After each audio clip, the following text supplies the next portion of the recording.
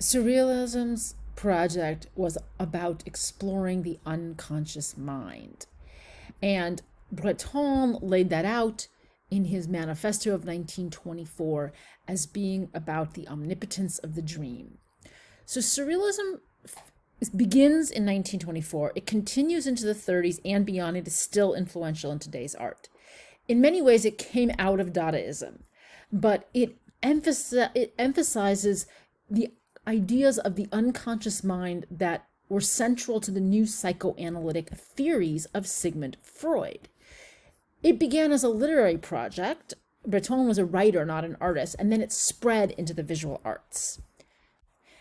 In terms of art, the key thing about Surrealism is its radical eclecticism. There are so many different kinds of surrealist art, ways of making art surrealist. One of those kinds of art is directly out of Dadaism, and it's collage. So a surrealist like Max Ernst is using that Dadaist collage principle of severing, decontextualizing imagery to glue it together in ways that are disturbing and alienating. What's different is that Max Ernst's collage is cutting into old-fashioned lithographs, such as you would see in an illustrated novel, in order to create more private fantasy worlds, nightmare narratives of sexualized violence, with the animal characteristics of these bird of prey heads on top of humans, which is a kind of irrational fantasy that might come out of a dream. So when Breton is saying that Surrealism is about the omnipotence of the dream as all power, he's definitely thinking about Freud, whose breakthrough book was called On the Interpretation of Dreams. Freud's proposition was that the human mind is created of layers. There's a conscious mind, there's an unconscious mind. He had the terminology of the id, the ego, and the superego. In terms of Surrealism, what's most important is that the unconscious is the generator of fantasies and dreams. And so Surrealism wants to make art from the unconscious. So in terms of the omnipotence of dreams, a very strong branch of Surrealist art would consist of paintings like those of the well-known Surrealist Salvador Dali that uses traditional techniques of artistic illusionism to really illustrate a kind of a dream world for the viewer. This is similar to René Magritte, the Belgian artist, who specialized in using the meticulous illusionism of academic painting, which had always been used to create a convincing pictorial reality. But the irony in his art is that those realistic elements of art that create the reality of shading along the eye, the sense that you have the mucousy, glistening corner of the eye, all of that is actually creating a sense that this is unreal, or we don't know what reality is, or our sense of reality is disturbed, undermined.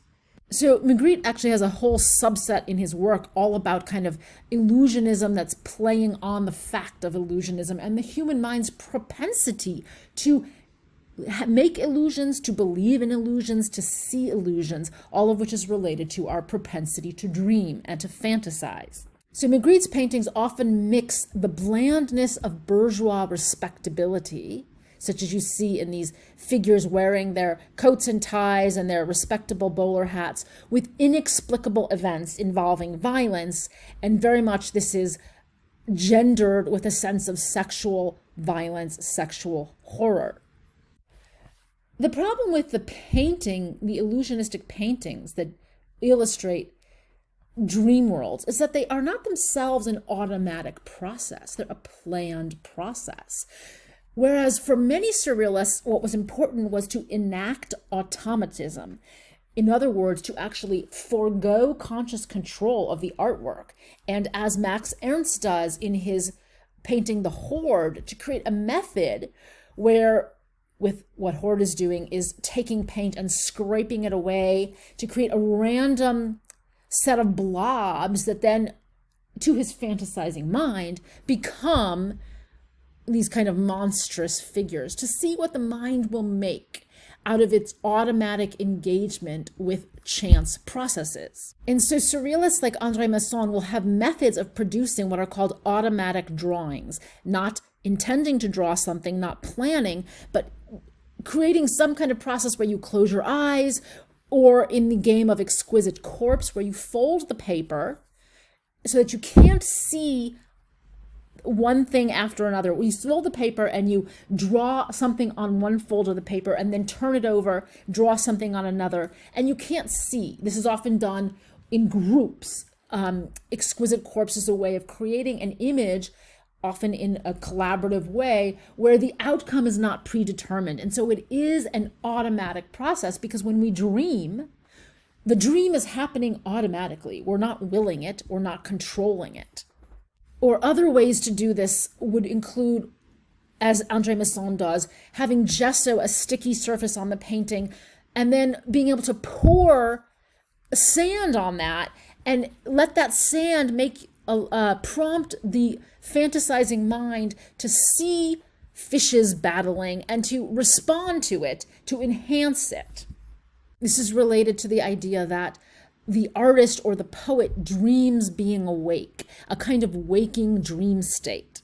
Another aspect of surrealist art is biomorphic abstraction, where surrealists like Miro are interested in abstraction, but the abstract elements have a biomorphic curving quality that makes the viewer's mind see quasi-figurative forms that are indeterminate. Are they animal? Are they human? Are they coalescing into a bodily form, or a bodily form fragmenting apart? There's a biomorphic abstraction quality in Ernst the Horde as well. For some surrealists, this was a way to evoke the infantile relation to the body, which was very important in Freud's theories about the infant having an erotic relationship to the whole world, in which the bodily parts are indeterminate. The infant can't separate the genitals from the hands, from the head. It's all a kind of mixture, and they float independently before the infant can control and logically categorize the body. One of the most powerful streams of surrealist art making are the objects that are known as objects.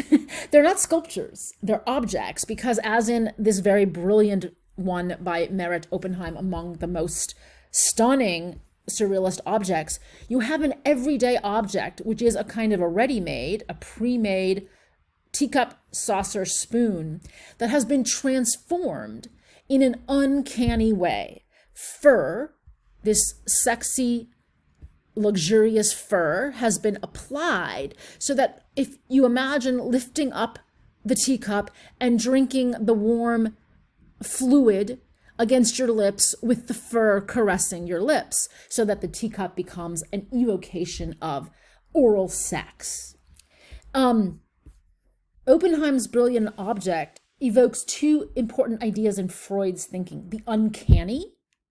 Uncanny means the familiar turned unfamiliar in a way that disturbs.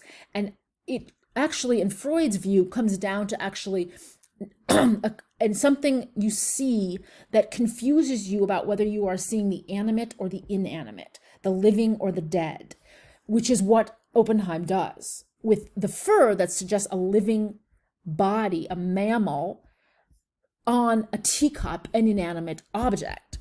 Breton himself said that surrealist objects are particularly enviable. He was aware that among the broad practices, painting, automatic drawing, and so on, these objects were so powerful because they partly seem to be fetishes.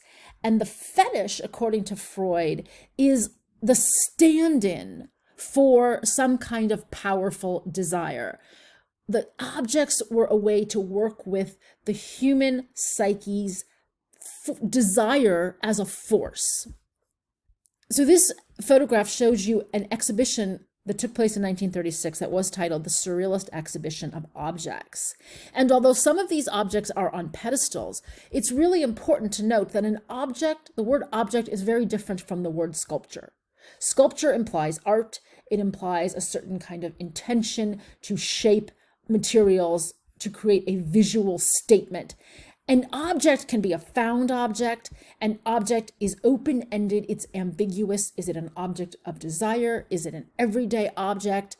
That ambiguity is essential to the power of this class of surrealist art. So for instance, Giacometti's suspended ball is and is not a sculpture. It's a metal frame with a kind of a platform, makes it seem almost more like a stage setting, a kind of a theater, but we don't have living actors in this theater. We have two strange objects.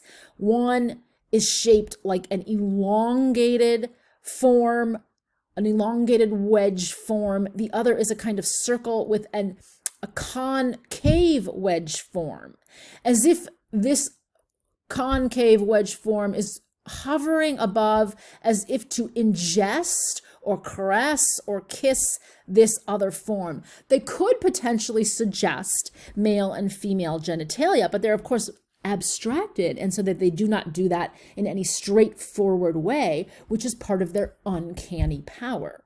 Surrealist art production also included magazines. That was part of what Breton did to promulgate surrealist ideas. His magazine was called La Révolution Surréaliste because he considered surrealism to be in the service of the revolution. He felt that the liberation of the human mind, of human desire, of the unconscious fantasy worlds was an essential part of the revolution. It wasn't just about what Marx had said, the economic order of the political system. It was very much for him about the interiority of the human mind. So what's important is that these magazines give us both writing and imagery together. Lots of photography. We'll talk about that in a moment. Here we have a photo montage. Magritte made this, in which we have photographs of some of the major surrealist artists, all the men, the women have been excluded. And then in the center is a painting by Magritte of a nude woman with the lettering, Je ne vois pas la cacher dans la forêt. I do not see the woman in the forest. So this is also about desire, unconscious, blindness, seeing and not seeing, gender relations. It's very complicated. It's just a magazine, but there is so much going on. Photography was often used in conjunction with objects to actually stage sort of like surrealist nightmare events, which is what Hans Bellmer did in a small scale with his series La Poupée, the doll, in which the doll is dismembered. So we see what is uncanny. A doll's body is always somewhat uncanny because it kind of looks like a real living human, but it isn't. And then he makes it even more frighteningly uncanny because it looks violently dismembered. And then he photographs it. He photographs this doll being mangled and seemingly tortured.